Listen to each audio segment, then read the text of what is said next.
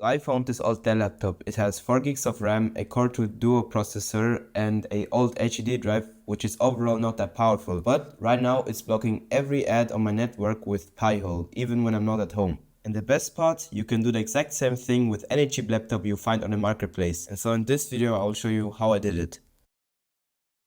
So first we'll need to get pihole up, and since I'm pretty sure you're familiar with pihole, I won't go too deep into what it does, but in short it just acts as a DNS server that filters out ads before they can even reach your device. So with that out of the way, let's set it up. First we'll need an OS, and I went with Debian because it's lightweight, which is really important for this old laptop. And so I grabbed the lightweight ISO from the download page and used this tool to flash it to a USB drive. And after that I grabbed an old HDD, plugged it into the laptop and booted from the USB stick into the graphical installer. Since I didn't need a user interface, I unselected Debian desktop environment and GNOME at the software screen to save resources. But I did make sure to check SSH server so I can remotely access the machine later. After the installation, I logged in, switched to root and edited the SSH config to allow root logins. Normally you wouldn't enable root over SSH, but for a headless pihole box on your home network it's fine. After saving that and restarting the SSH service, I could finally SSH into the device and start the pihole installation. First I updated the package list and installed curl.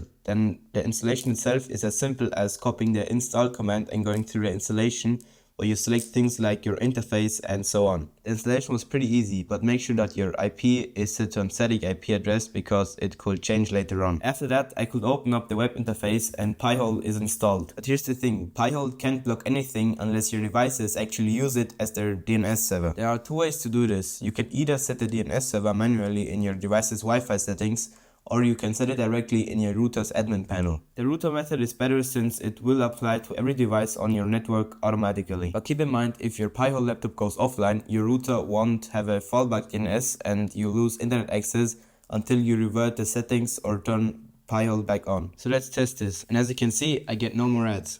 This is great at home, but as soon as I leave my network, I'll start getting ads again. So how do we fix that? That's where Tailscale comes in. It's a free VPN that lets you connect to your home devices from anywhere. To get this working, I installed Tailscale with a simple command, then ran Tailscale up to start it. It gave me a link to connect this instance to my account. After that, I copied its Tailscale IP and set it as the DNS server inside the Tailscale admin panel. But there's one more thing I need to check in pihole. Permit all origins. By default, pihole only accepts DNS queries from your local subnet, and since Tailscale traffic comes in through a different interface, you need to enable this so pihole trusts DNS queries coming over the VPN tunnel. And that's it. Now whenever I'm outside my home network, I just toggle the Tailscale VPN on my phone or laptop and no more ads anywhere in the world. From here on, you can expand the block list in the pihole to block even more.